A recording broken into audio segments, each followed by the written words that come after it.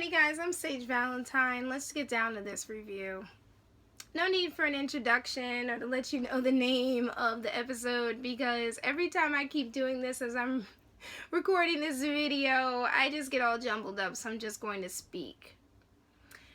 I think the only bad part of last night's season premiere had to do with the commercials. There were way too many. I feel like AMC needs to start offering episodes with limited commercial interruption, because we were literally 15 minutes into the episode. We didn't even know who had died, and I had seen that AMC Fear Fest commercial more times than I could count. It's not like I'm not going to watch it, because I'm waiting for the Michael Myers Halloween marathon, and I might be watching the Stephen King marathon that's airing like right now once I finish this review, but I think that they need to slow down with the commercials. In regards to the episode itself, yes, I read the comics. Yes, I checked out a few spoilers, but even with all of that knowledge, I still was not prepared for seeing everything from the comic books just about being played out on the show. It was definitely something that threw me for a loop, and it's something that will keep me from rewatching the season premiere for a while. I'm sure when they do the whole season marathon that they do right before the mid-season finale, I will watch it, but I need some time before I rewatch this episode. Let me say this. I think that it was a brilliant move to confuse the crap out of everybody with that POV shot. Out of all of the theories and all of the essays and synopses and stuff that was posted online, not one time did I hear anybody even entertain the thought that the POV was not coming from one person but from two people. Yes, everybody or people had said that two people were going to die in the season premiere, but it never dawned on me that we were seeing through the eyes of two different characters. So the van sequence was Glenn, and the straightforward first person sequence was Abraham. That's the main reason why everybody was tripped up by that POV sequence, because we were thinking of it as being one person's point of view instead of two people. I think that Jeffrey Dean Morgan killed it in his portrayal of Negan.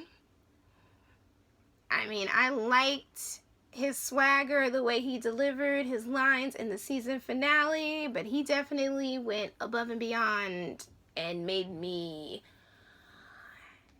hate him for what he did, but still like him. I know that does not make any sense, but it's pretty much how I felt reading the comics. And I remember before I read those comics, I was so mad at Negan. I rolled my eyes at those free Negan t-shirts that they were selling at the Skybound booth at New York Comic Con. I just couldn't stand him. But once I read the comic books, I changed my tune. I really thought that whole Negan and Rick road trip thing was a dream sequence, but it turns out obviously that it wasn't. But on a side note, Negan did seem like Rick's subconscious trying to get Rick to face what happened, which is why I thought that it was a dream sequence. Speaking of that, I never thought that we were going to see who died because of how they delayed that reveal. Like, I checked the clock and it was like 15 minutes into the show, and the fog outside of the RV also made me question what I was seeing. Then there was that whole go get my axe thing, and I'm like, is he really gonna throw this axe outside of that RV? And then he pushed Rick out, and I'm like, damn, I said I hope Rick doesn't die. It seemed like Rick started to lose touch with reality, but I mean, who would blame him for that after what he witnessed? Yes, Negan is a sadist, but he shot those walkers in the nick of time before they killed Rick. It seemed like Rick was a goner, especially when he jumped on that body that was hanging and the neck and the body started separating and pulling down. I was like, oh man, I hope Rick doesn't die. I'm only laughing because that whole scene was crazy to me.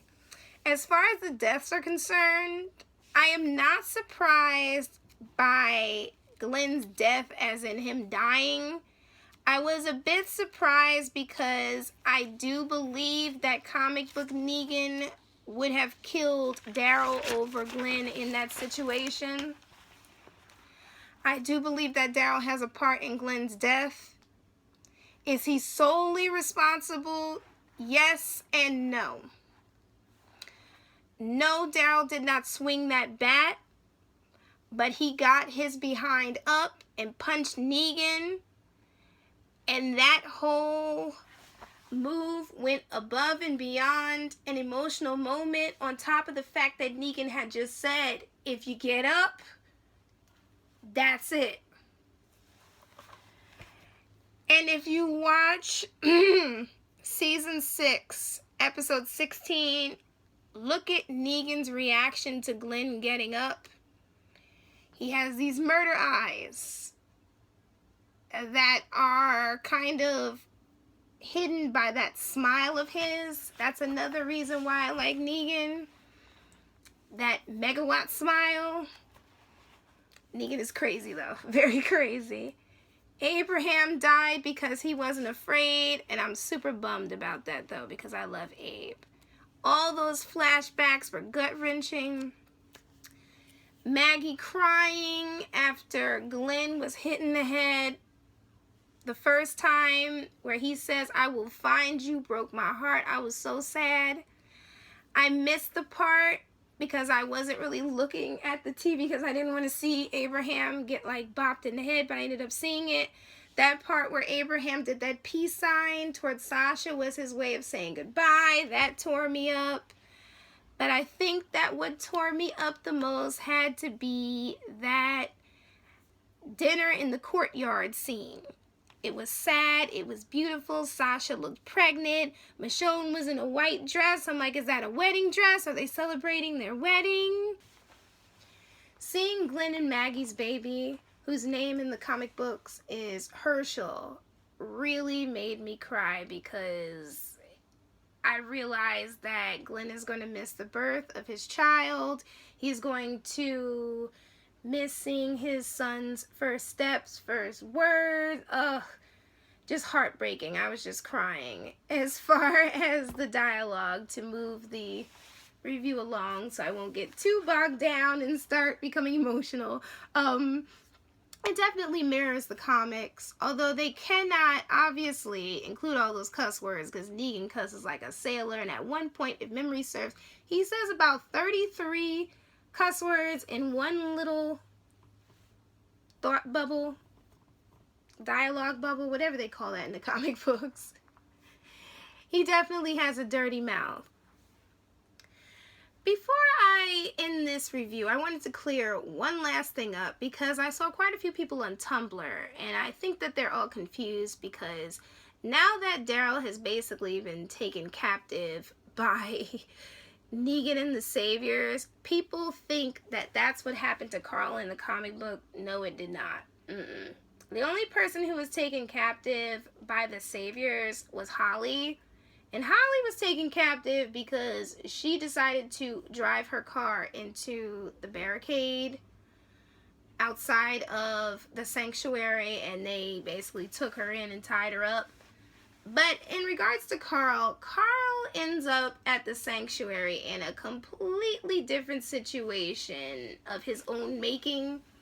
One that scared the crap out of Negan, and I wish that the show would incorporate that into the season because it is one of my favorite scenes, and it leads to this storyline of Negan and Carl kind of sort of bonding, and in the future they kind of sort of have this rapport that was kind of you know, alluded to during the whole Meet Negan scene when Negan was talking to Carl.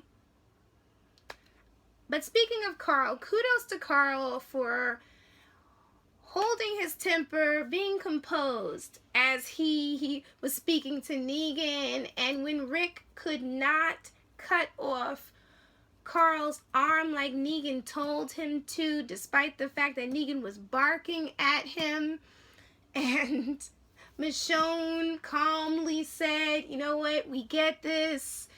You don't have to do this. And Negan kind of licked his lips and was like, well, you get it, but he doesn't get it. It, in my opinion, was Negan's way of truly breaking Rick down.